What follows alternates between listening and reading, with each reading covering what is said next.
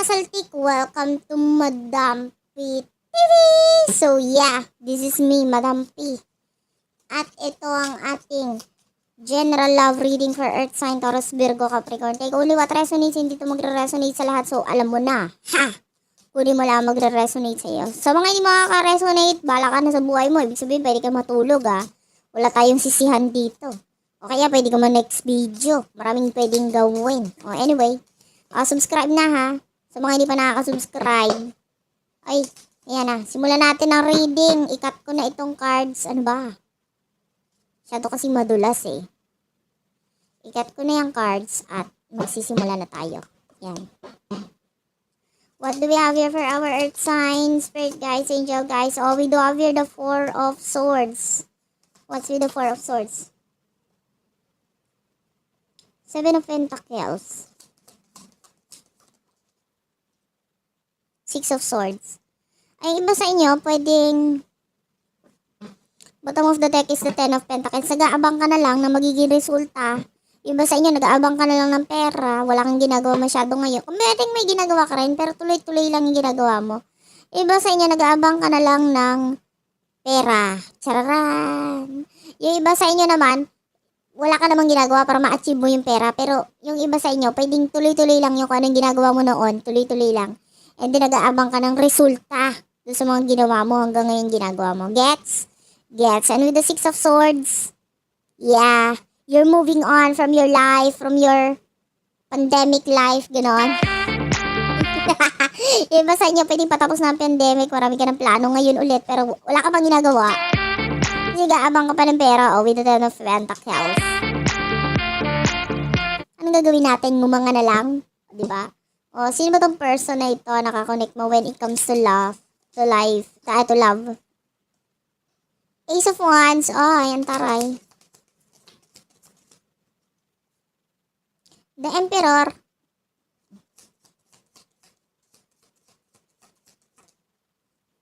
The World. Hindi ka pinapansin ng person mo. Kawawa ka naman. Sa totoo lang, busy naman kasi siya with the Ten of Wands and the Queen of Pentacles. Ayan o, busy rin siya sa pera niya. Kung ikaw hindi ka busy sa pera mo, naghihintay ka ng pera mo, siya, busy siya sa pera niya. Wag ibahin mo. Diba? Kung gusto mo, minsan akuin mo rin yung ginagawa niya para busy ka rin, para busy kayo pareho. Iba sa inyo, itong person na ito, may mga newbie nangyayari ngayon sa buhay niya na parang nandito siya nakapokus. Kaya hindi siya talaga nakapokus sa totoo lang. Parang kang others. Magka-connect ba tayo today? Parang walang connection. Anyway, ano ba nasa isip mo regarding this person? The Seven of Swords. Aray ko. The Page of... Ay, talaga ba? This would like to come out. Kunin na natin. Knight of Wands. Ay, gusto mo at sa totoo lang, gusto mo magkaroon ng komunikasyon sa inyong dalawa. But with the Ten of Wands, busy nga siya eh. Baka hindi ka lang rin pansinin. Ganon. Iba sa inyo, pwedeng gusto mo siya, ay, hindi para sa lahat Yung iba sa inyo, parang gusto mo siya nakawin. Pwedeng may third party, tapos gusto mo siyang ikaw na lang ang piliin. Hindi para sa lahat yun Kunting percent lang sa inyo. Pero yung iba sa inyo, gusto mo mag-message sa kanya kasi gusto mo siyang malaman kung ano ba nangyayari sa kanya. You have a lot of passion, pagmamahal dito sa person natin. Huwag tayong mahal mo yung taong to, kaya ka nga kumukonik sa kanya mahal mo siya. Alamin natin ang nasa isip naman ng person mo towards you kung ikaw gusto mo makipag-communicate. The Strength card. The Death card. Ano ba to? The Two of Swords. Okay. The Page of Swords. Ikaw, gusto mo makipag-communicate siya, baliwala lang. Nakakaiyak yung part na yun. Kung ako sa'yo, nagkukumahog na ako ngayon, nag-uumiyak na ako, nakaka-stress. Ikaw itong gusto mo makipag-communicate, tapos siya parang wala lang. Pass is pass, diba? If this is a past person pero this could be a new person. Pero iba sa inyo, if this is a past person, nasa isip niya, wala lang, pass is pass, okay na ako, nasaan ako ngayon, at least, protect protektado ako. O, diba? Naka-vitamin C, naka-Celine. O, diba? Protektado ako. Gumaganon siya. And with the Two of Swords, wala ka sa choices niya ngayon, sa totoo lang. Pwede nga choices niya may kinalaman sa buhay niya, pero wala ka doon. Nakaka-stress ba yung part niya? Yung ikaw lang gusto makipag-usap, siya parang ayaw niya makipag-usap. Bakit? Ano ba emosyon niya para sa'yo? Ay, ikaw muna. Anong emosyon mo para dito sa taong to? The Ace of Pentacles and the Ace of Cups. Ang taray. Ano yan? The Ten of Pentacles. Oh, mahal mo yung person mo. Pero yung iba sa inyo, mataas ang tingin mo sa kanya. Pwedeng nasa maganda siyang pamilya. Like, pwedeng, prinsipe, prinsesa, gano'n. Nakaka-stress. Pera lang ang tinitignan. Pera ba ang minahal mo sa kanya? And then yung iba sa inyo, pwedeng gano'n. Mataas ang tingin mo sa kanya, mahal mo siya. And, Knight of Swords is here also. Nasa isip mo itong person na ito. Pero hindi mo na iisip na magkakaroon pa ng another chance sa inyo. Kasi, mataas nga tingin mo sa kanya eh. Ganun. So, anong emotion niya para sa'yo?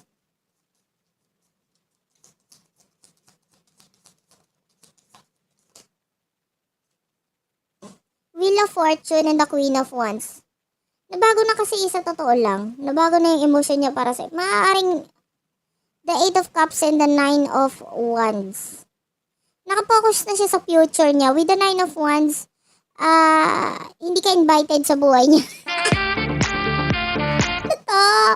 Parang, ano ba to? Yung iba dyan na nanonood na reading, pero ang ini-inquire lang, yung pinunta lang dito, kasi crush mo ba tong taong to? Bakit ganito? Parang wala siyang pakialam sa'yo, parang kang others. With the Empress, hindi yung iba sa inyo, ito hindi para sa lahat hindi to para sa lahat. Pwedeng kina-cut off ka niya, kasi ang focus niya ngayon is yung sarili niya. Gusto niya na pagbabago sa sarili niya, mas mag-improve yung sarili niya, tsaka nakatingin siya ngayon sa future, Gusto niya may patunguhan yung buhay niya kasi wala naman siyang pinatunguhan sa iyo eh. With the Nine of Wands, ayun, mas nakikita natin may nakabantay pa nga eh. Diba? Teka lang. Nabago ang sound system. Ayan. Pwedeng may nakabantay dito sa person na ito. That could be a father figure. Pero babae man or lalaki. Pero bukod doon sa nakabantay na yun, yung focus niya is yung sarili niya, hindi yung connection na ito. Nagigets mo? Maaaring minahal ka niya noon, pero ang hirap mo kasing mahalin eh. Huwag na tayong magmahalan. Kung ikaw lang mamahalin, napakahirap mong mahalin. Ganun ang energy ng person mo, nahirapan siya sa'yo. So, hindi naman siya para magpakahirap ng pagmamahal sa isang tao na hindi man ibabalik yung pagmamahal sa kanya, di ba? Pero mahal mo tong person na to. Gusto mo siya. Lalo na yung pera niya. Doon tayo sa pera.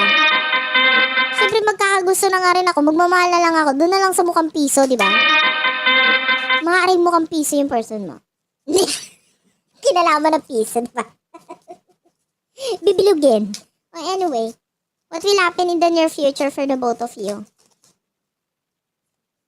The King of Swords. Taray mo naman sa part na yon.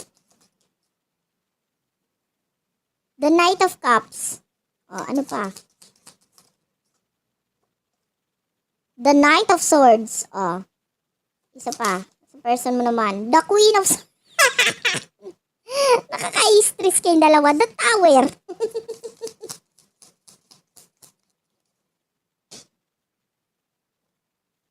The Five of Wands, ano to? May utang ba kayo sa isa't isa? Alam ko sa nag-iiwasan yung may utang. Nakikita natin in the near future, possible na magkaroon ng pag-iiwasan sa inyong dalawa. Pero pareho kayong OA, kasi pareho naman ninyong gusto ang isa't isa dito. With the Tower, tinatapos nga lang ng person mo, kasi masyadong complicated. Tsaka with the Five of Wands, pwedeng maraming challenges sa inyong dalawa. At saka, nakafocus siya talaga sa buhay niya. Tapos ikaw naman, ang hirap mo kasi talaga mahalin. Nakikita natin dito, in the near future, atrasabante ka na naman. Parang gusto mo na naman sumugod na ayaw mo, na mahal mo, na hindi. Ano ba? Siyempre, pag ikaw may pag-abnormal dito eh, kailangan ka naman ng, ito ha, uminom ka ng maraming anang Robitussin, tapos 2 paracetamol, tapos 2 Imodium, tapos 3 Tusiran. Diba? Pag dinala ka sa ospital, bala ka sa buhay mo. Alam mong Madam Pito, naniniwala ka naman. Diba? Nagpa-overdose. Oh, anyway, di kasi maintindihan dito eh. Gusto mo yung person mo. Ngayon ang ending, yung person mo parang nanawa na sa'yo. Kasi ang tagal mo, ganun ang energy. So, ngayon, siya na yung nag-e-end ng connection. Kasi bahala ka sa buhay mo. Kung ayaw mo sa akin, diwag. Hindi rin kita gusto. Hindi ko ipipilit ang sarili ko sa'yo. Pero match kayong dalawa sa totoo lang. Alamin nga natin, ano ba meron sa connection na ito? Ba't kayo ganun? Ang gugulo nyo. Kaya gagamit ako ng ibang cards. Kukunin ko lang, wait.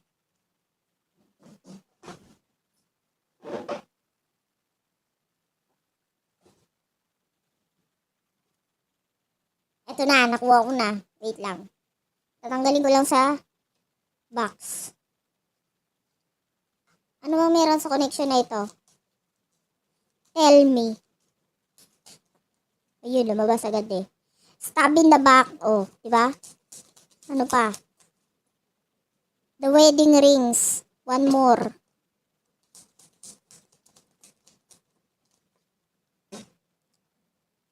Seduction. Kaya pala kayo ganyan. Ang meron sa connection na ito, yung iba sa inyo pwedeng may third party, yung iba pwedeng may wedding ring, so may kasal pang kasama. Pero yung iba sa inyo, you could be dealing with a person na pwedeng minsan na nagpasaya sa'yo, ganyan, and minsan mo na rin nagpasaya, itong person na ito. Yung iba, you could be dealing with a twin flame with the mirror, kaya lang, may third party talaga eh. At tapos yung iba naman, pwedeng sinaktan mo siya, kaya siya ganyan mag-isip ngayon sa'yo. Sinasaktan siya. That's it for now. Thank you for watching. I love you all. Sana nakaresonate ka. Gets mo na. Babush.